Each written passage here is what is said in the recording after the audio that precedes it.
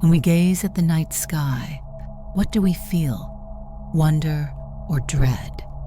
The vastness of the cosmos has always awakened contradictory emotions within us.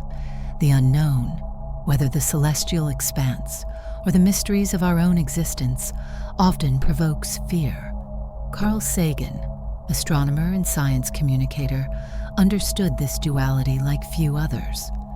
For him, knowledge wasn't merely an antidote to fear, but a bridge between who we are and who we might become.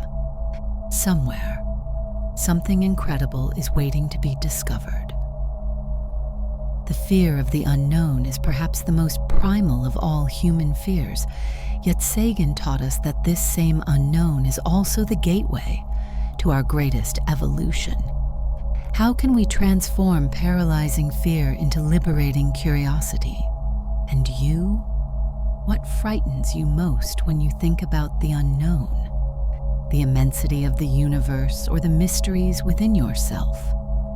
Carl Sagan believed that looking at the cosmos is ultimately looking within ourselves. We are made of star stuff, he said, revealing a truth both scientific and poetic. All the heavier atoms that make up our bodies were forged in the cores of stars that exploded billions of years before our solar system existed. This cosmic connection isn't merely scientific, but profoundly philosophical. The fear of the unknown frequently arises when we feel disconnected, too small against the immensity. But Sagan's cosmic perspective inverts this logic. We aren't separate from the universe. We are an integral part of it. The same process that created galaxies, stars, and planets also created the consciousness now contemplating its own origin. The cosmos is within us. We're made of star stuff. This understanding transforms fear into reverence.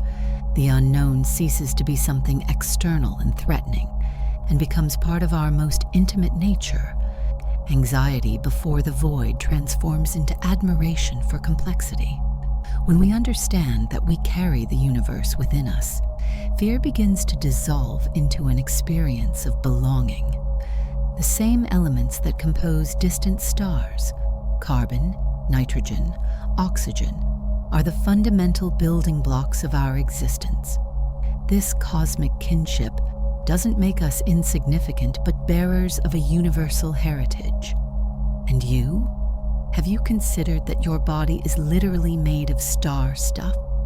How does this perception change your relationship with the universe you observe? For Sagan, skepticism wasn't a stance of denial, but an essential tool for navigating the unknown. Science is more than a body of knowledge. It's a way of thinking, he stated. When we face the unknown, whether in the cosmos or in our daily lives, critical thinking becomes our compass. Fear often feeds on superstitions, unverified stories, hasty conclusions. The scientific method that Sagan so ardently defended offers a path to confront these shadows, observe attentively, formulate hypotheses, test our assumptions, revise our conclusions when necessary. This systematic approach gradually illuminates what we fear. Extraordinary claims require extraordinary evidence. It's not about dismissing mystery, but approaching it with tools that allow us to distinguish between what we truly know and what we merely imagine. Healthy skepticism protects us from both obstinate denial and naive credulity. It teaches us to coexist with uncertainty without being paralyzed by it.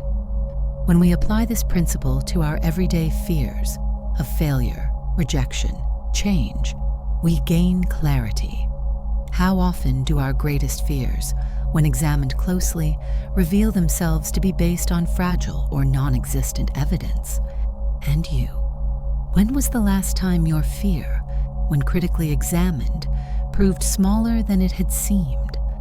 How has critical thinking illuminated your obscure paths? Somewhere, something incredible is waiting to be known. This emblematic phrase from Sagan reveals his conviction that the most powerful antidote against fear of the unknown is the deliberate cultivation of a sense of wonder, the capacity to be astonished, to admire, to recognize beauty and mystery. When a child looks through a telescope for the first time and sees the rings of Saturn, they experience not fear, but enchantment. This is the mental state that Sagan believed essential for our intellectual and emotional evolution. The same unknown that can terrify us has the potential to inspire us when approached with genuine curiosity. Understanding is a joy because it is touching the transcendent. This transformation from fear to wonder doesn't happen automatically. It's a practice, an exercise in perception. It requires recognizing our instinctive fears and consciously choosing a different response, openness to amazement. The universe becomes no less mysterious, but the mystery becomes a source of fascination rather than anxiety. Faced with life's uncertainties, a new job, a budding relationship, a change of city, we can react with apprehension or with the expectation of discovery. The unknown remains the same. What changes is our internal disposition. And you?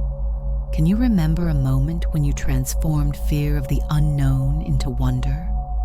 How might you apply the same transformation to your current challenges?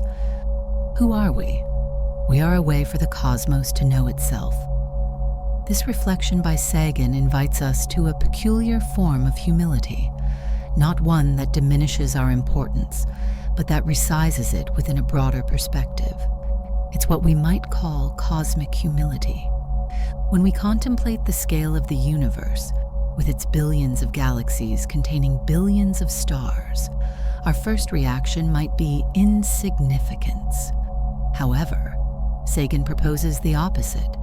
It is precisely our smallness that makes extraordinary our capacity for understanding. In a vast cosmos, we've developed consciousness and tools to understand not just our immediate environment, but the history of the universe itself. If we are merely stardust, we are very special dust.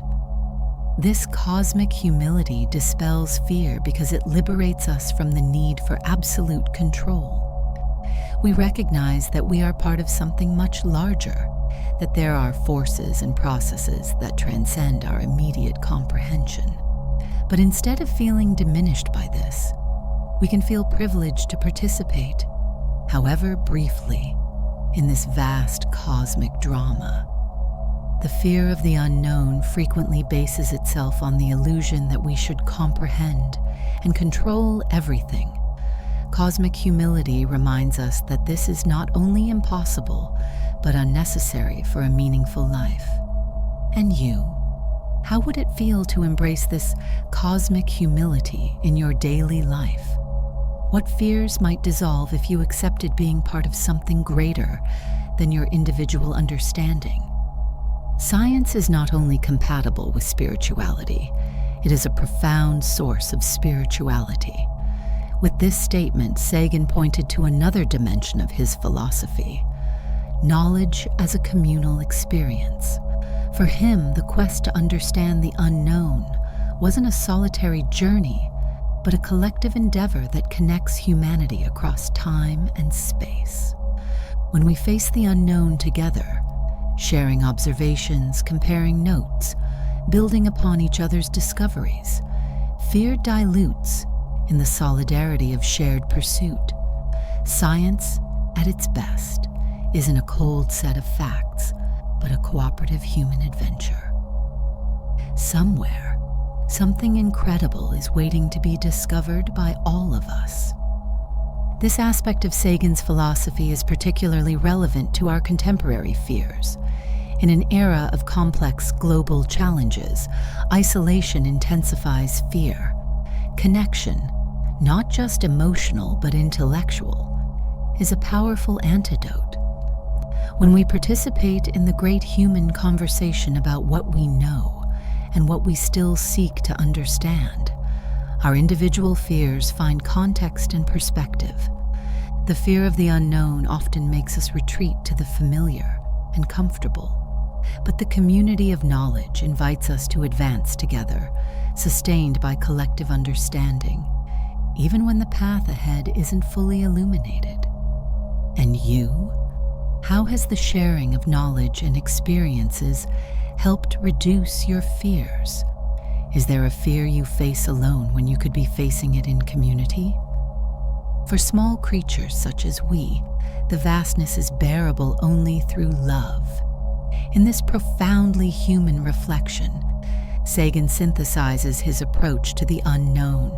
It's not just about knowing the mystery, but loving it, developing an effective relationship with that which transcends our immediate understanding. This love for mystery isn't an intellectual capitulation, but a recognition of the inherent beauty in our condition as explorers. It's accepting that there will always be more to discover than we can know in one lifetime, or even many generations, and that this incompleteness isn't a flaw, but an inexhaustible source of purpose and meaning. The universe is not required to be in perfect harmony with human ambition. When we learn to love mystery, the fear of the unknown transforms. Anxiety before what we cannot control gives way to gratitude for the opportunity to explore, to learn, to evolve. We understand that our limits aren't prisons, but ever-expanding horizons. This stance, simultaneously scientific and poetic, is perhaps Sagan's greatest philosophical legacy. He showed us how it's possible to confront the vast unknown, not with fear, but with loving curiosity.